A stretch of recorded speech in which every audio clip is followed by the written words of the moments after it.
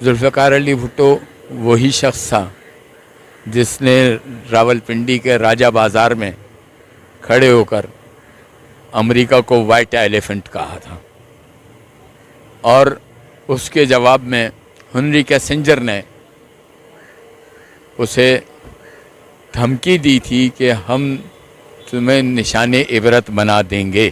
کہ trade unions کیا، وہاں تو ان کے دور میں ہر یونین جو ہے نا، طلبہ یونینز پر بھی پابندی انہوں نے ہی لگائی تھی، ذوالفقار علی بھٹو نے نہیں لگائی تھی۔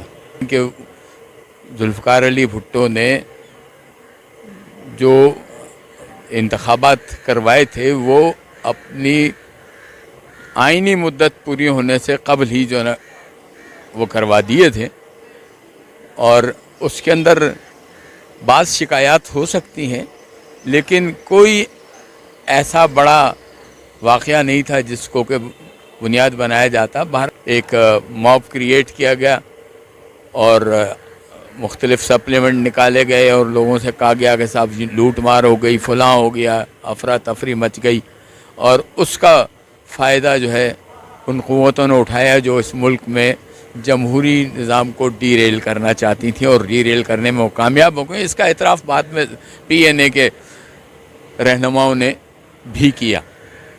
پی این اے کا سیکریٹری جنرل باجوہ صاحب کو ہٹانا بھی اس سازش کا حصہ تھا، اور پھر اس کے بعد پروفیسر غفور احمد کو بنایا گیا پی این اے کا سیکریٹری جنرل۔ تو جب مذاکرات چلے، آگے معاملات ہوئے، اس میں سعودی سفیر بھی شامل تھا، دیگر لوگ بھی شامل تھے، اور خود مفتی محمود صاحب نے بھی، اور خاص طور سے پروفیسر غفور صاحب نے جو ہے نا اس بات کا اعتراف کیا۔ السلام علیکم ناظرین، آپ دیکھ رہے ہیں سیاسی پوائنٹ اور میں ہوں آپ کا میزبان شکیل ذکی۔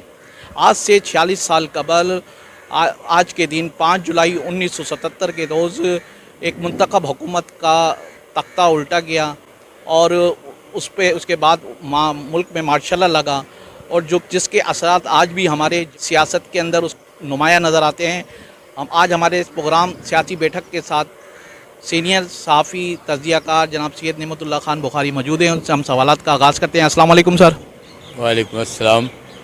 بخاری صاحب، 1977 کے انتخابات کی جو مبینہ دھاندلی کا الزام تھا ذوالفقار علی بھٹو، اس کو آپ کس تناظر میں دیکھتے ہیں؟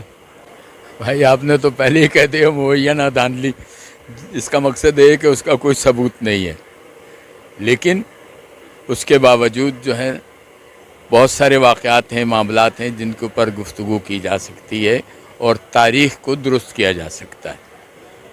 یہ ایک ڈرامہ تھا جس میں اس وقت کی حکومت کے خلاف، حالانکہ ذوالفقار علی بھٹو نے جو انتخابات کروائے تھے وہ اپنی آئینی مدت پوری ہونے سے قبل ہی جو ہے نا وہ کروا دیے تھے، اور اس کے اندر بعض شکایات ہو سکتی ہیں، لیکن کوئی ایسا بڑا واقعہ نہیں تھا جس کو کہ بنیاد بنایا جاتا۔ بہرحال وہ جو ایک صورتحال تھی اس کو دیکھ کر ایک موب کریٹ کیا گیا اور مختلف سپلیمنٹ نکالے گئے اور لوگوں سے کہا گیا کہ صاحب لوٹ مار ہو گئی، فلاں ہو گیا، افراتفری مچ گئی، اور اس کا فائدہ جو ہے ان قوتوں نے اٹھایا جو اس ملک میں جمہوری نظام کو ڈی ریل کرنا چاہتی تھیں، اور ڈی ریل کرنے میں وہ کامیاب ہو گئے۔ اس کا اعتراف بعد میں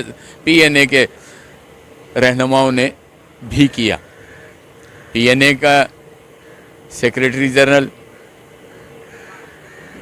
باجوہ صاحب کو ہٹانا بھی اس سازش کا حصہ تھا، اور پھر اس کے بعد پروفیسر غفور احمد کو بنایا گیا پی این اے کا سیکریٹری جنرل۔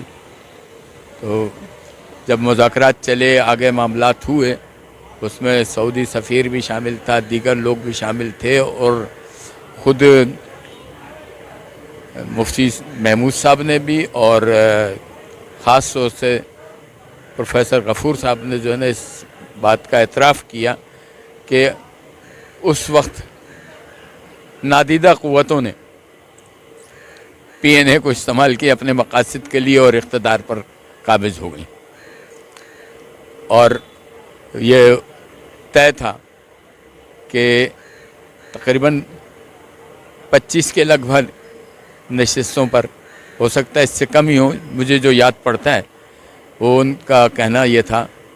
ذاتی طور پر میری ان سے کئی ملاقاتیں رہی ہیں اور انہوں نے اس امر کا اعتراف کیا کہ ایسی کوئی بات نہیں تھی. ہم سارے معاملات جو طے کر چکے تھے، سائن ہونا باقی تھے کہ اچانک نادیدہ قوتوں نے جو ہے نا اس کو ڈیریل کر دیا اور سارے معاملات کو چوپٹ کر کے اپنے مفادات کو مقدم رکھا. جیسے ذوالفقار علی بھٹو کے خلاف جو سازش ہوئی، دیکھیں سازش کا مسئلہ یہ ہے کہ پہلی بات تو یہ ہے کہ ذوالفقار علی بھٹو وہی شخص تھا جس نے راولپنڈی کے راجہ بازار میں کھڑے ہو کر امریکہ کو وائٹ ایلیفنٹ کہا تھا، اور اس کے جواب میں ہنری کیسنجر نے اسے دھمکی دی تھی کہ ہم تمہیں نشان عبرت بنا دیں گے.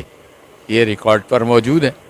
اب ایسی صورتحال میں آپ دیکھ لیں کہ بعد میں جو بھی حالات و واقعات ہوئے، اس 73 کے آئین کی خلاف ورزی کی گئی اور اس کے بعد جو ہے آئین توڑ کر ملک کے اقتدار پر نادیدہ قوتوں نے قبضہ کیا، اور اس کے بعد آنے والے حالات جو ہے نا وہ سب کے سامنے ہیں کہ اس ملک کی معاشی اور سیاسی سماجی تمام اقدار بدل کے رہ گئے. جنرل ضیاء الحق کے مارشل لا کے بعد سب سے زیادہ ٹریڈ یونینز کو شکار بنایا گیا. دیکھیں بات یہ ہے کہ ٹریڈ یونینز کیا، وہاں تو ان کے دور میں ہر یونین جو ہے نا طلبہ یونینز پر بھی پابندی انہوں نے ہی لگائی تھی، ذوالفقار علی بھٹو نے نہیں لگائی تھی. اور ٹریڈ یونینز پر پابندی اس طریقے سے کہ بہت سارے معاملات کو انہوں نے جبراً جو ہے کیا. کالونی ٹیکسٹائل مل کے واقعات ملتان کے جو ہے نا موجود ہیں اور دیگر ہیں، وہاں ورکرز کو اندھا دھند گولیاں مار کر ان کی لاشیں آج بھی اخبارات کے ریکارڈ پر موجود ہیں. لاشیں جو ہے نا گٹروں لائنوں میں بہا دی گئی تھیں اور کچھ لوگوں کی اس میں لاشوں کی باقیات بھی ملی تھیں. بہت سارے معاملات تھے. بہرحال وہ اب ان معاملات پر گفتگو کرنا میں سمجھتا ہوں کہ اس لیے مناسب نہیں ہے کہ جو اس کے کردار تھے وہ سارے کے سارے جو ہے نا خود عبرت کا نشان بن گئے. اچھا، بھٹو صاحب کی تختہ الٹنے کے بعد بہت کچھ سیاستدان جو ہے وہ جنرل ضیاء الحق کے ہمنوا بنے. اس ملک کی بدقسمتی یہ رہی ہے کہ جب سے پاکستان بنا پنجاب واحد صوبہ تھا جہاں اسمبلی میں جب پاکستان کے حق میں ووٹنگ ہوئی تو دونوں طرف کے برابر ووٹ تھے. اگر اس موقع پر اس پنجاب اسمبلی کے speaker S P Singha casting vote سے پاکستان کے ساتھ شمولیت کا اعلان نہ کرتے تو آج خاکم بدہن موجودہ پنجاب جو ہے یہ بھی انڈین پنجاب کے ساتھ شامل ہوتا اور وہ تحریک کے آزادی کا سیاہ باب ہو جاتا. لیکن ایس پی سنگھا نے کرسچن ہوتے ہوئے پاکستان کی تحریک کی مدد کی اور اپنا کاسٹنگ ووٹ پاکستان کے حق میں دے کر پاکستان کو آپٹ کر لیا. اور یہی وجہ تھی کہ راتوں رات یونینسٹ پارٹی میں شامل جاگیرداروں نے اگلی صبح جو ہے نا مسلم لیگ میں شمولیت کا اعلان کر کے اپنے آپ کو بچا لیا اور مسلم لیگ کی نئی حکومت وہاں جو قائم ہوئی اس میں وہ سارے شامل تھے. نوابزادہ قزلباش جو ہے وہ یونینسٹوں کے وزیر اعلیٰ تھے، وہ بھی اس اسمبلی کے ممبر تھے. اور صوبائی اسمبلی نے جب حکومت بنائی تو اس میں نوابزادہ قزلباش کی کابینہ کے لوگ اور ان کے اپنی پارٹی کے بہت سارے لوگ اس میں شامل تھے. اچھا سر، جنرل ضیاء کے ساتھ جو سیاستدان ملے اس پہ بھی کچھ روشنی ڈالیں نا.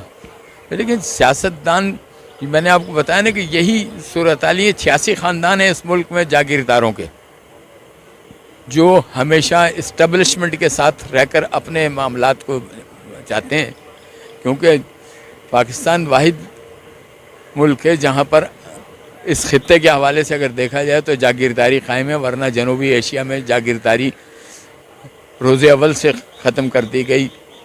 پاکستان جب بنا تو اس وقت صرف پاکستان میں جاگیرداری تھی. نہرو نے جو ہے نا وزیر اعظم بنتے جاگیرداری کے خاتمے کا اعلان کر دیا تھا، باقاعدہ قانون سازی کی تھی.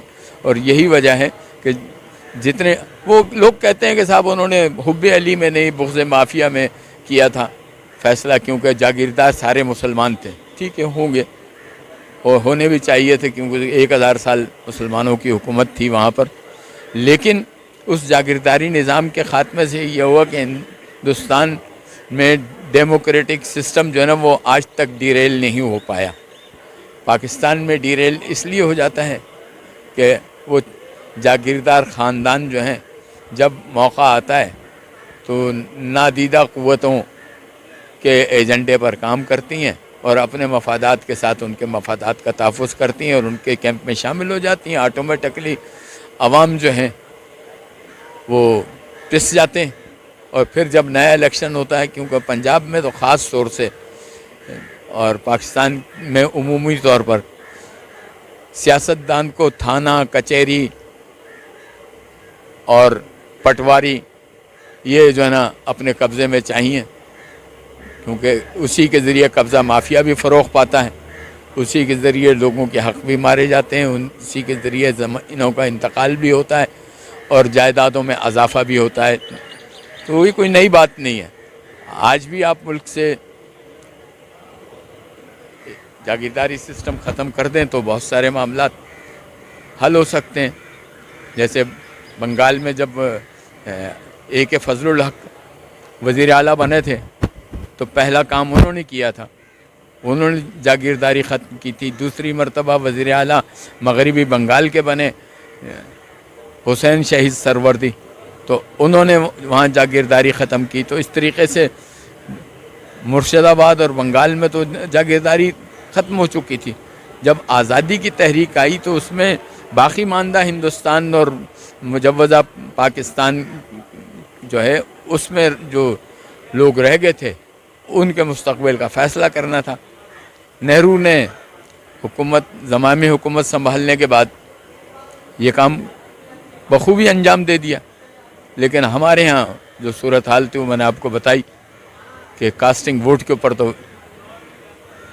پنجاب کو آپٹ کیا گیا تھا. تو ایسی صورت میں کیسے جو نا جاگیرداری ختم ہو سکتی تھی اور کیسے معاملات ختم ہو سکتے تھے، اور وہ سلسلہ آج تک چل رہا ہے. اور وہی جاگیردار جو ہیں اس ملک کو جونک کی طرح چوسنے میں لگے ہوئے ہیں خون. ناظرین، ہمارے ساتھ سینئر تجزیہ کار جناب سید نعمت اللہ بخاری موجود تھے. ذوالفقار علی بھٹو کے تختہ الٹنے کے بعد جو مارشل لا لگا اس کے پاکستانی سیاست پہ اثرات آج تک موجود ہیں.